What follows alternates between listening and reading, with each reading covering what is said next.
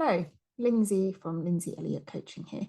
And I'm recording a video today about addiction and about how all addictions are essentially the same in nature, regardless of the type of addiction that it is. And also a bit about the innocence of addiction. And I'm recording this because I see a lot with people with addictions and habits that they really want to give up, but they feel really stuck in. That it's a common belief that there's an exception with their addiction, or there is an exception with them, that if in some way, that say if they drink alcohol to excess, that's worse than gambling in some way, or if they smoke, well, that's worse than binge eating. And it can lead us to feel very isolated and very lonely and very separated from other people if we believe that in some way our addiction, our habit, our bad habit is different to other people. And so I hope by pointing to the fact that the cycle of addiction, how an addiction gets established and why it continues, is exactly the same no matter what addiction you are struggling with. So I hope that it will help you, if you're struggling with an addiction or a habit, that help you to feel less alone with it, less like, oh, it's everybody else's addiction is either more difficult or easier or different to mine, and just to see how it's all quite universal, really, because it's all about how our brain works, which we've all got one of those. And then I'm going to talk a little bit about how innocent it all is, really, when we get caught up in this cycle. So I also want to caveat that I am talking about this from a coaching perspective, from my understanding of things that I have learned. I am not a doctor. I am not a neuroscientist. I'm not a recovery specialist, even though I help people with addictions and habits. I'm purely looking at this from a behavioral, sort of emotional point of view, okay? Trying to understand the process that underpins addictions and habits and how it interweaves with our emotions. So that we can be free of it or start to see it differently. So this is a very simplified addiction cycle that I'm going to talk us through. But I hope that it might help you to see something, if you are struggling, if you're stuck in this, to see something different. So what happens is, in our lives, we experience a feeling, usually a very strong feeling, or an event, something very challenging. And this can tend to be maybe in our teenage years, or maybe in early adulthood when we're a bit more vulnerable, that something happens where we have a feeling or an event that we don't like. And those feelings are really strong and really uncomfortable, and often we make up what they mean about us. So we attach lots of feelings to the shame or the guilt or the pain or the anger or the sadness that we experience. So there's a feeling state, and our brains, of the computer in our mind, doesn't particularly like feeling. Feelings can look like a threat to survival to a brain. And so it looks like there's something that the brain needs to do about the feeling. And then innocently, something comes along in that moment, usually, either an action or a substance. So that could be the moment where a friend says, here, try a cigarette, or here, have a drink, or, oh, go online and buy this. So something happens in the outside world, either an action or a substance, and there's some experience of, oh, that feels better. The feeling changes. So this feeling that was wanting to be avoided or was difficult to feel feels like it dissipates, and because of the action or the substance. So the feeling, and then we get, and that's better, and all this passes. So the next time that either the same feeling or another difficult feeling comes along, a brain which loves to do prediction and habit, and it doesn't like to have sort of variability, it has to be pretty streamlined, says, and this is, and this is obviously not, I'm illustrating this, a brain will say, oh, what did we do last time that really helped with that feeling? I know, we did that thing. Either we went online shopping, we had a cigarette, we took a drink, we got angry with someone, and we felt better. So do that again. Do that again. And then as this gets reinforced a few more times, so we have a feeling we don't like, and then that can become any feeling we don't like, maybe not the original feeling. A brain then says, don't like this. Well, what's that thing that helps? oh, it's the cigarette, it's the drink, it's the binge eating, it's the gambling, it's the getting angry. That feels better. Keep doing it. And this is how then a neural pathway gets formed in our brain and in our behavior. Feeling happens, brain says, what's that thing that feels better? And this becomes really unconscious. Do the action or the substance, feel better. But then what happens is the addiction in itself becomes the problem. So where it used to be the solution, even though it's not the solution, which I will talk about, it just looked like it was the solution.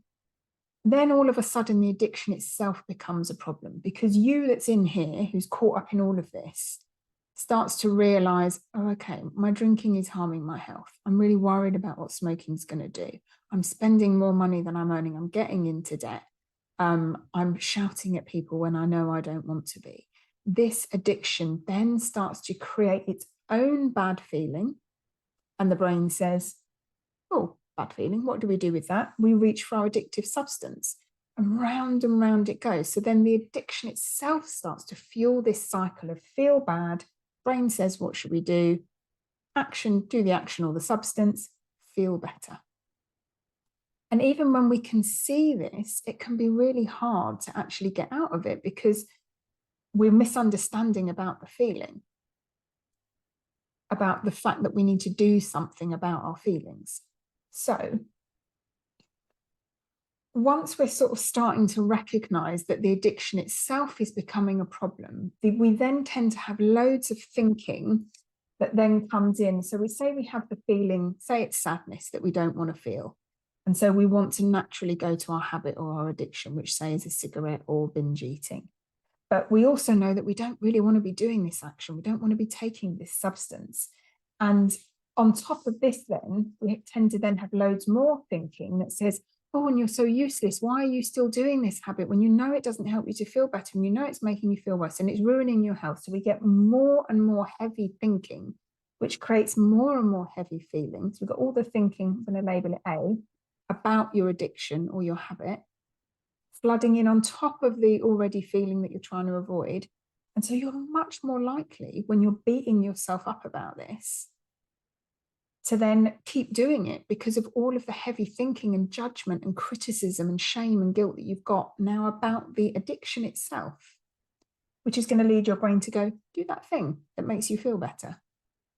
And it might make you feel better for a moment, but what I've certainly noticed in myself in the past with addiction and with people I work with is the space, the length of time that it helps for gets shorter and shorter and shorter. So, and what I want to point out with this is exactly the same process, no matter what the action is or no matter what the substance is. So down here, we've got every single thing that human beings can get addicted to, which is pretty much, as far as I can see, almost anything the brain can make this pattern with.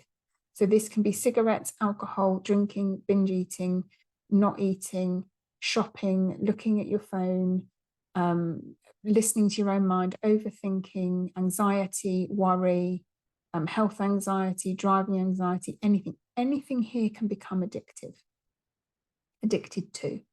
But the process is exactly the same. And so the route out of it is also exactly the same. So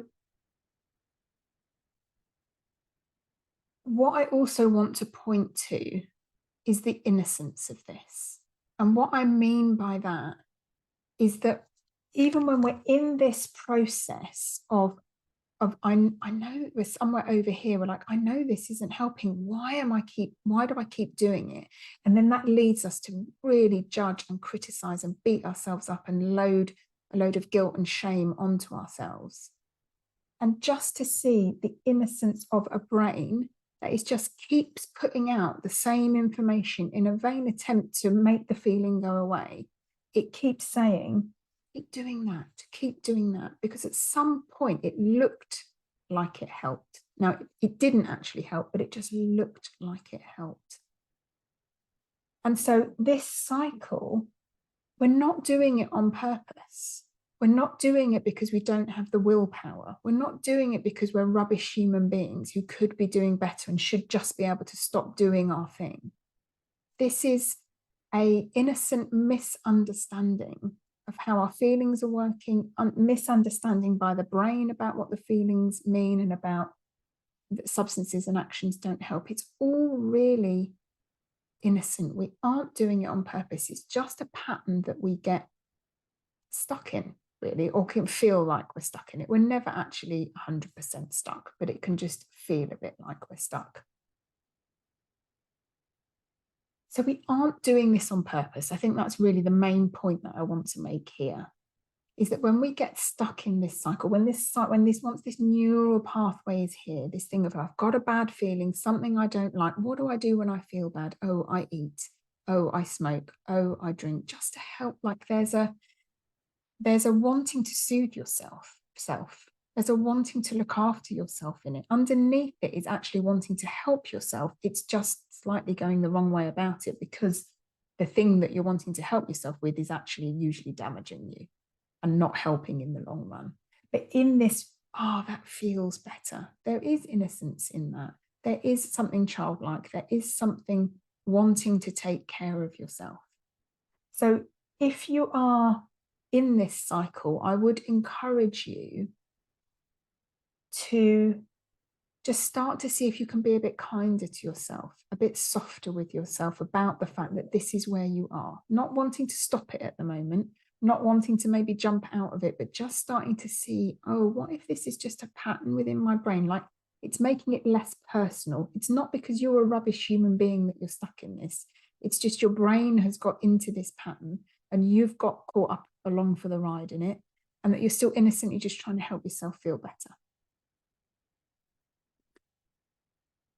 So I will record part 2 of this video next week, where I will talk about how we can maybe exit this cycle. But for the moment, just see if you can notice this. If you're stuck in this cycle, see if you can notice that it's no different, whatever the action or substance is that you are involved with. It maybe ponder, is it any different for people that you see who smoke or drink if you overeat, for example? And just see if you can see the innocence of it for you, that you're just innocently trying to look after yourself. Your brain is trying to look after you in some ways. It's going the wrong way about it. You're trying to comfort yourself when you feel bad.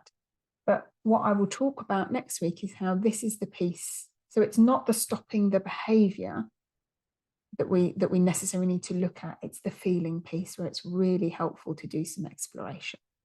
So if you have any questions or comments about this, please do leave them below, or you can email me at lindsay@lindsayelliott.co.uk.